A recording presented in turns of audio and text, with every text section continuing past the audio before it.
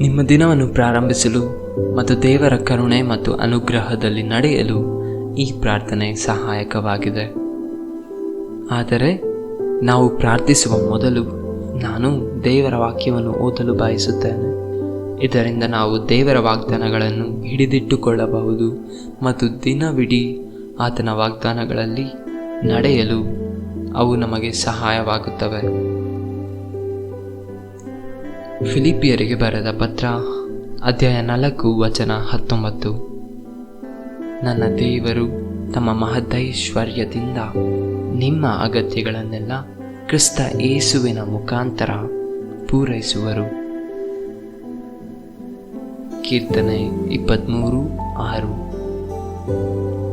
ಶುಭ ಶಾಂತಿಯಿಂದ ನಾ ಬಾಳುವೆ ಜೀವಮಾನವೆಲ್ಲ, ದೇವ ಮಂದಿರದಲ್ಲಿ ನಾ ವಾಸಿಸುವೆ ಚಿರಕಾಲವೆಲ್ಲ. ಧರ್ಮೋಪದೇಶ ಕಾಂಡ 28:6.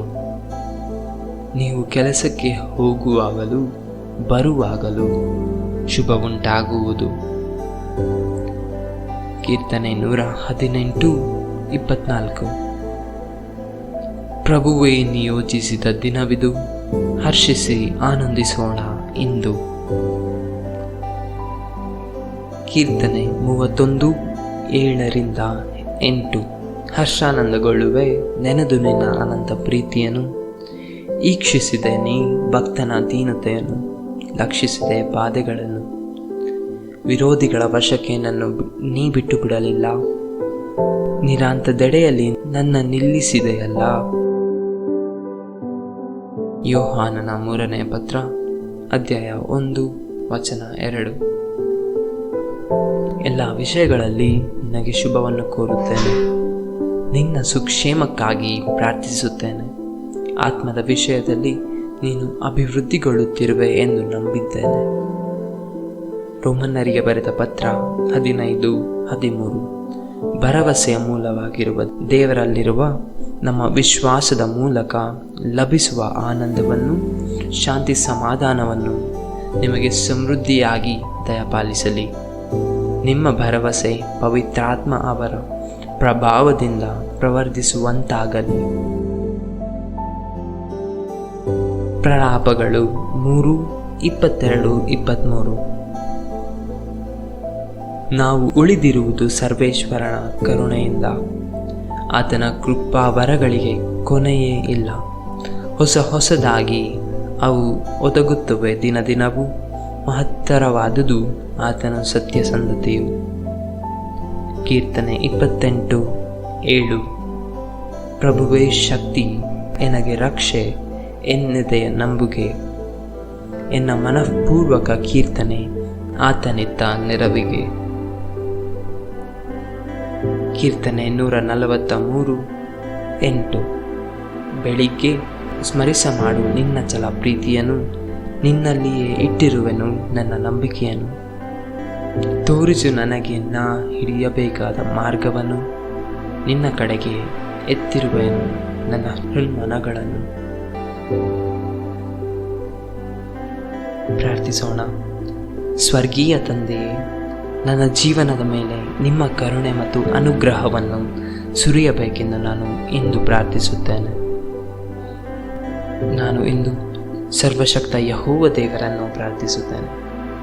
ನಾನು ಈ ದಿನವನ್ನು ಎದುರಿಸುತ್ತಿರುವಂತೆ ನನ್ನೊಂದಿಗೆ ನಡೆಯಿರಿ. ತಂದೆಯೇ, ನಿಮ್ಮ ಪಾದಗಳ ಬಳಿಯಲ್ಲಿ ನನ್ನ ಪ್ರಾಣವನ್ನು ಇಡುತ್ತೇನೆ. ನಾನು ಕನಸು ಕಾಣುವ ಎಲ್ಲವನ್ನು, ನಾನು ಹಂಬಲಿಸುವ ಎಲ್ಲವನ್ನು, ನಾನು ಪ್ರೀತಿಸುವ ಎಲ್ಲವನ್ನು ತಂದು ನಿಮ್ಮ ಪಾದದ ಸನ್ನಿಧಿಗೆ ಅರ್ಪಿಸುತ್ತೇನೆ. ಕರ್ತನೇ, ನನ್ನ ಜೀವನದಲ್ಲಿ ನಿನ್ನ ಮಾರ್ಗವನ್ನು ಹೊಂದಿ ನಡೆಯಲು ನಿನಗೆ ಇಷ್ಟವಾದ ದಾರಿಯಲ್ಲಿ ನನ್ನನ್ನು ನಡೆಸು. ಪವಿತ್ರಾತ್ಮರೇ, ನೀವು ನನ್ನ ಮಾರ್ಗದರ್ಶಿಯಾಗಿದ್ದೀರಿ. ನಿಮ್ಮ ಕರುಣೆಗಾಗಿ ನಾನು ಧನ್ಯವಾದವನ್ನು ಸಲ್ಲಿಸುತ್ತೇನೆ ಮತ್ತು ಇಂದು ನನ್ನ ಹೆಜ್ಜೆಗಳನ್ನು ಆದೇಶಿಸುವಂತೆ ನಾನು ಪ್ರಾರ್ಥಿಸುತ್ತೇನೆ. ತಂದೆಯೇ, ಯೇಸುವಿನ ರಕ್ತವು ನನ್ನನ್ನು ರಕ್ಷಿಸಲಿ. ಪವಿತ್ರಾತ್ಮರು ನನ್ನೊಂದಿಗೆ ನಡೆಯಲಿ ಮತ್ತು ದಿನವಿಡೀ ನನ್ನೊಂದಿಗೆ ಮಾತಾಡಲಿ. ಈ ದಿನ ಸರಿಯಾದ ನಿರ್ಧಾರಗಳನ್ನು ತೆಗೆದುಕೊಳ್ಳಲು ನನಗೆ ಸಹಾಯ ಮಾಡಿರಿ. ಶತ್ರುಗಳ ದಾಳಿಯಿಂದ ನನ್ನನ್ನು ರಕ್ಷಿಸಿರಿ. ಕರ್ತರೇ, ನಾವು ದಿನವಿಡೀ ನಿಮ್ಮ ರಕ್ಷಣೆಗಾಗಿ ಪ್ರಾರ್ಥಿಸುತ್ತೇವೆ. ನಿಮ್ಮ ಮಾತು ಇಬ್ರಿಯರಿಗೆ ಬರೆದ ಪತ್ರ ಅಧ್ಯಾಯ 4:16 ಹೇಳುತ್ತದೆ, ಆದ ಕಾರಣ ನಾನು ಸಮಯೋಚಿತ ಸಹಾಯವನ್ನು ಅವರ ಅನುಗ್ರಹದಿಂದ ಪಡೆಯಲು ಮತ್ತು ಅವರ ಕರುಣೆಯನ್ನು ಸವಿಯಲು ಧೈರ್ಯದಿಂದ ಅವರ ಕೃಪಾಸನವನ್ನು ಸಮೀಪಿಸೋಣ ಎಂದು ಹೇಳುತ್ತದೆ. ನಮ್ಮಲ್ಲಿ ಅನೇಕರಿಗೆ ಇದು ನಮ್ಮ ಅಗತ್ಯದ ಸಮಯವಾಗಿದೆ. ನಮ್ಮ ಜೀವನದ ಮೇಲೆ ನಿಮ್ಮ ಅನುಗ್ರಹ ಮತ್ತು ಕರುಣೆ ನಮಗೆ ಅಗತ್ಯವಿರುವ ಈ ಸಮಯದಲ್ಲಿ ನಾವು ನಿಮ್ಮನ್ನು ಕೂಗಿ ಕರೆಯುತ್ತಿದ್ದೇವೆ. ಪ್ರತಿದಿನ ನಿಮ್ಮ ಹಲವಾರು ಕೃಪೆಗಳಿಗಾಗಿ ಧನ್ಯವಾದಗಳು ಸ್ವಾಮಿ. ನಿಮ್ಮ ಕೃಪೆಯು ಪ್ರತಿದಿನವೂ ಹೊಸದಾಗಿರುತ್ತದೆ. ಅಂದರೆ ಇಂದಿನ ತೊಂದರೆಗಳನ್ನು ಜಯಿಸಲು ಇಂದು ನೀಡುವ ಕೃಪೆಗಳು ನನಗೆ ಸಾಕಷ್ಟು ಹೆಚ್ಚು, ಮತ್ತು ನಾಳೆಯ ತೊಂದರೆಗಳನ್ನು ಜಯಿಸಲು ನಾಳಿನ ಕೃಪೆಗಳು ನನಗೆ ಸಾಕಾಗುತ್ತವೆ. ನಿಮ್ಮ ಕೊನೆಯಿಲ್ಲದ ಪ್ರೀತಿಗೆ ಧನ್ಯವಾದಗಳು. ನಾವು ನಿಮ್ಮಿಂದ ದೂರ ಹೋದರೂ, ನಾವು ನಿಮಗೆ ಅವಿಧೇಯರಾದಾಗಲೂ ನೀವು ನಮ್ಮನ್ನು ಇನ್ನೂ ಪ್ರೀತಿಸುತ್ತೀರಿ. ನೀವು ನಮ್ಮನ್ನು ನಿಮ್ಮ ಪ್ರೀತಿಯ ತೋಳುಗಳನ್ನು ತೆರೆದು ನಾವು ಪಶ್ಚಾತ್ತಾಪ ಪಟ್ಟು ನಿಮ್ಮ ಬಳಿಗೆ ಹಿಂತಿರುಗಲು ನಮ್ಮನ್ನು ಕರೆಯುತ್ತಿದ್ದೀರಿ. ನಿಮ್ಮ ಒಳ್ಳೆಯತನ ಮತ್ತು ಕರುಣೆಯು ಯೇಸುವಿನ ಹೆಸರಿನಲ್ಲಿ ಎಂದಿಗೂ ನನ್ನಿಂದ ನಿರ್ಗಮಿಸುವುದಿಲ್ಲ ಎಂದು ನಾನು ಘೋಷಿಸುತ್ತೇನೆ. ನಿಮ್ಮ ಮಾತು ಹೇಳುತ್ತದೆ, ಪ್ರಭುವಿನ ಕರುಣೆ ಎಲ್ಲರ ಮೇಲೆ, ಆತನ ಕೃಪೆಯು ಸೃಷ್ಟಿಯ ಮೇಲೆ. ನೀವು ಕರುಣೆಯಲ್ಲಿ ಶ್ರೀಮಂತರು ಸ್ವಾಮಿ. ನಾವು ನಮ್ಮ ಸ್ವಂತ ಶಕ್ತಿಯನ್ನು ಅವಲಂಬಿಸಬಹುದು ಎಂದು ಯೋಚಿಸುವ ಪ್ರವೃತ್ತಿಯಿಂದ ದೂರವಿರಲು ನಮಗೆ ಸಹಾಯ ಮಾಡಿ. ನಮ್ಮ ದೌರ್ಬಲ್ಯದಲ್ಲೂ ನಮ್ಮನ್ನು ಯಾವಾಗಲೂ ಸ್ವಾಗತಿಸಿದ್ದಕ್ಕಾಗಿ ಧನ್ಯವಾದಗಳು. ನಮ್ಮ ಹೊಡೆದಿರುವಿಕೆ ಹತಾಶೆಯಲ್ಲೂ ಯಾವಾಗಲೂ ನಮ್ಮೊಂದಿಗೆ ಇರುವುದಕ್ಕೆ ಧನ್ಯವಾದಗಳು. ಎಂದಿಗೂ ನಮ್ಮಿಂದ ದೂರವಿರದಂತೆ ಮತ್ತು ಎಂದಿಗೂ ನಮಗೆ ಕಿವುಡಾಗದೆ ಇದ್ದಿದ್ದಕ್ಕಾಗಿ ನಿಮಗೆ ಧನ್ಯವಾದಗಳು ಪ್ರಭು. ನೀವು ದಯೆಯ ಚಿಲುಮೆ ಮತ್ತು ಕೃಪೆಯ ಮೇಲೆ ಕೃಪೆಗಳನ್ನು ನೀಡುವವರು. ಅನಿಶ್ಚಿತ ಭವಿಷ್ಯದ ಭಯಗಳಿಂದ ನಮ್ಮನ್ನು ಮುಕ್ತಗೊಳಿಸಿರಿ. ನೀವು ಒಬ್ಬರೇ ನಿಜವಾದ ದೇವರು, ಆಕಾಶ ಭೂಮಿಯ ಆಡಳಿತಗಾರ, ಎಲ್ಲ ಬ್ರಹ್ಮಾಂಡದ ಆಡಳಿತಗಾರ ಎಂದು ನಾವು ಒಪ್ಪಿಕೊಳ್ಳುತ್ತೇವೆ. ನಿಮ್ಮ ಮುಂದೆ ರಾಜ ಯೇಸುವೆ ಸಾಷ್ಟಾಂಗವೆರಗಿ ನಿಮಗೆ ನಮಸ್ಕರಿಸುತ್ತೇವೆ. ನೀವು ಪ್ರಭುಗಳ ಪ್ರಭು, ನೀವು ರಾಜರ ರಾಜರು ಎಂದು ಹೇಳುತ್ತೇವೆ. ನೀವು ಶ್ರೇಷ್ಠರು ಮತ್ತು ಪರಾಕ್ರಮಿ, ಆದರೂ ನೀವು ಸಹಾನುಭೂತಿ ಮತ್ತು ವಾತ್ಸಲ್ಯದಿಂದ ತುಂಬಿದ್ದೀರಿ. ನೀವು ಎಲ್ಲವನ್ನು ದಹಿಸುವ ಬೆಂಕಿ, ಆದರೂ ನಿಮ್ಮ ಪ್ರೀತಿಯಲ್ಲಿ ನೀವು ಸಂಪೂರ್ಣರು. ನಾವು ಇನ್ನೂ ಪಾಪಿಗಳಾಗಿದ್ದಾಗ ನೀವು ನಮಗೋಸ್ಕರ ಪ್ರಾಣ ನೀಡಿದಿರಿ. ಯೇಸುವೆ, ನಾನು ನನ್ನ ಪಾಪಗಳಿಗಾಗಿ ಪಶ್ಚಾತ್ತಾಪ ಪಡುತ್ತೇನೆ ಮತ್ತು ನನ್ನ ಆಲೋಚನೆಯಲ್ಲಿ ಮತ್ತು ನನ್ನ ಕಾರ್ಯಗಳಲ್ಲಿ ನಾನು ಮಾಡಿದ ಪಾಪಗಳಿಗಾಗಿ ನಾನು ಪಶ್ಚಾತ್ತಾಪ ಪಡುತ್ತೇನೆ. ನನ್ನ ಮೇಲೆ ಕರುಣೆ ತೋರಿರಿ ಸ್ವಾಮಿ. ನಿಮ್ಮ ಪ್ರೀತಿಗೆ ಯಾವುದೇ ಶುಲ್ಕವಿಲ್ಲ. ನಿಮ್ಮ ಪರಿಪೂರ್ಣ ಪ್ರೀತಿ ಎಲ್ಲ ಭಯಗಳನ್ನು ಹೊರಹಾಕುತ್ತದೆ. ಭಗವಂತನ ನಿರಂತರ ಪ್ರೀತಿಗೆ ಕೊನೆಯೇ ಇಲ್ಲ ಎಂದು ನಿಮ್ಮ ಮಾತು ಹೇಳುತ್ತದೆ. ನಿಮ್ಮ ಕರುಣೆಗಳು ಎಂದಿಗೂ ಕೊನೆಗೊಳ್ಳುವುದಿಲ್ಲ ಮತ್ತು ಅವು ಪ್ರತಿದಿನ ಬೆಳಿಗ್ಗೆ ಹೊಸದಾಗಿರುತ್ತವೆ. ನಿಮ್ಮ ನಿಷ್ಠೆ ದೊಡ್ಡದು ಸ್ವಾಮಿ. ನಾವು ನಿಮಗೆ ಧನ್ಯವಾದ ಅರ್ಪಿಸುತ್ತೇವೆ ಪ್ರಭುವೆ. ಧನ್ಯವಾದಗಳು.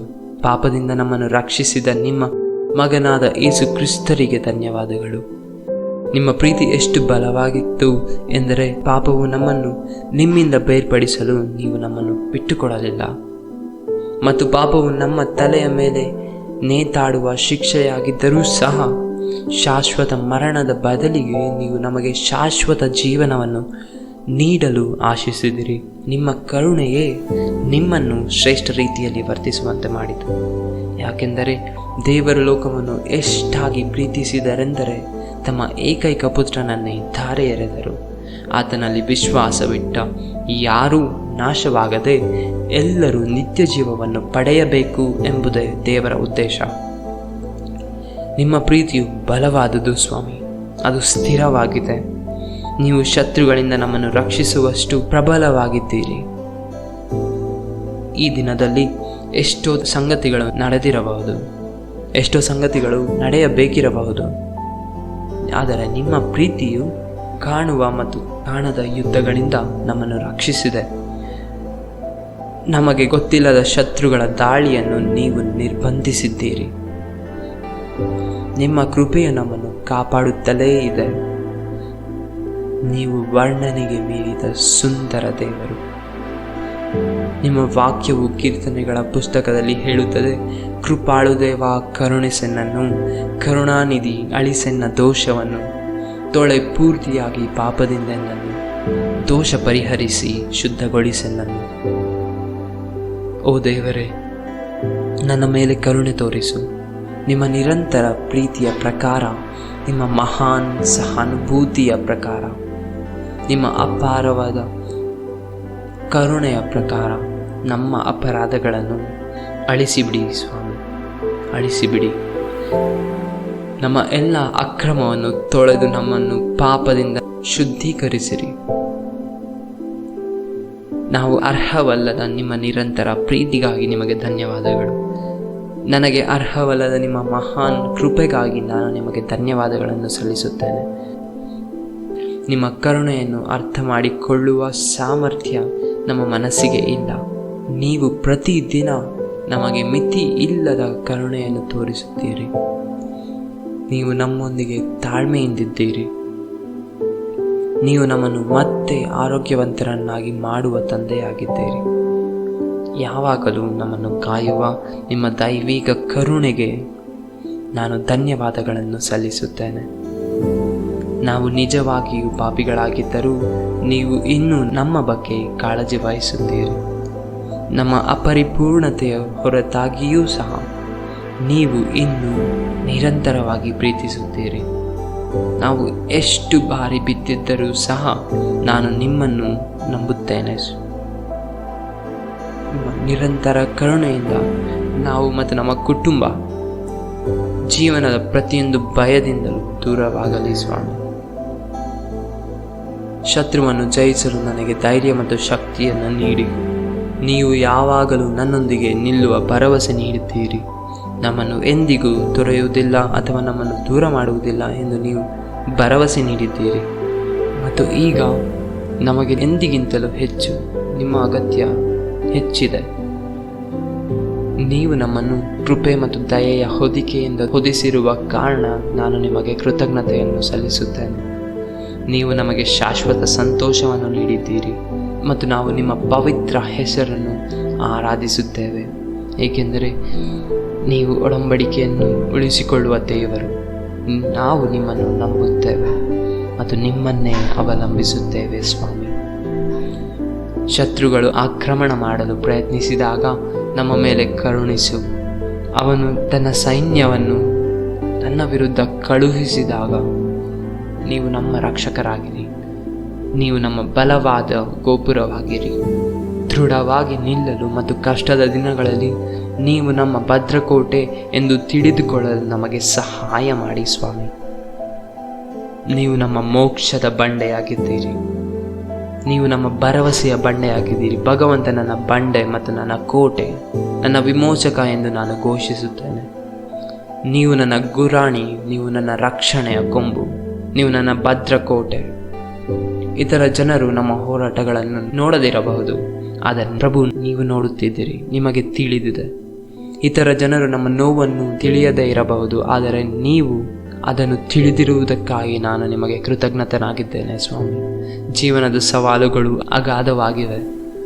ಜೀವನದ ಪರೀಕ್ಷೆಗಳು ನಮಗೆ ನಿಭಾಯಿಸಲು ತುಂಬ ಕಷ್ಟಕರವಾದಾಗ ಭಗವಂತ ನಿಮ್ಮ ಕರುಣೆಯನ್ನು ತೋರಿರಿ. ಯೇಸುವಿನ ಹೆಸರಿನಲ್ಲಿ ನೀವು ನಮ್ಮ ಸಹಾಯ ಮತ್ತು ಸಾಂತ್ವನ ಎಂದು ನಾವು ನಂಬುತ್ತೇವೆ. ನೀವು ನಮ್ಮ ಅಗತ್ಯಗಳನ್ನು ನೋಡುತ್ತೀರಿ. ನಮಗೆ ಕೊರತೆ ಇರುವ ಪ್ರದೇಶಗಳನ್ನು ನೀವು ನೋಡುತ್ತೀರಿ ಮತ್ತು ನೀವು ಒದಗಿಸುವ ದೇವರು. ನಿಮ್ಮ ಭರವಸೆಯನ್ನು ಅನುಮಾನಿಸಲು ನೀವು ನಮಗೆ ಯಾವುದೇ ಕಾರಣ ನೀಡಿಲ್ಲ, ಯಾಕೆಂದರೆ ನೀವು ಪ್ರಾರಂಭಿಸಿದ ಪ್ರತಿಯೊಂದು ಒಳ್ಳೆಯ ಕೆಲಸವನ್ನು ಸಂಪೂರ್ಣಗೊಳಿಸುವ ದೇವರು. ದೇವ ಮಹಿಮೆಯನ್ನು ಬದಿಗಿಟ್ಟು ಮನುಷ್ಯನಾಗಿ ಭೂಮಿಗೆ ಬರಲು ಮತ್ತು ನರಳಲು ಮತ್ತು ನಮಗಾಗಿ ಸಾಯಲು ಕಾರಣವಾದ ನಿಮ್ಮ ಕರುಣೆಗೆ ಧನ್ಯವಾದಗಳು ಯೇಸುವೆ. ಇದರಿಂದ ನಾವು ಮುಕ್ತರಾಗಿದ್ದೇವೆ, ನಿತ್ಯ ಜೀವವನ್ನು ಹೊಂದಿದ್ದೇವೆ.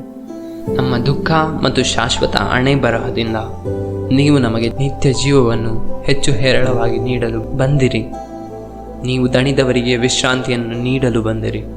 ಅವಮಾನದ ಪ್ರತಿಯೊಂದು ಉಡುಪಿನಿಂದ ನಮ್ಮನ್ನು ಮುಕ್ತಗೊಳಿಸಲು ನೀವು ಬಂದಿರಿ. ನೀವು ನಮ್ಮನ್ನು ಮರಣದ ಪಾಪ ಮತ್ತು ಸಮಾಧಿಯಿಂದ ಮುಕ್ತಗೊಳಿಸಲು ಬಂದಿರಿ.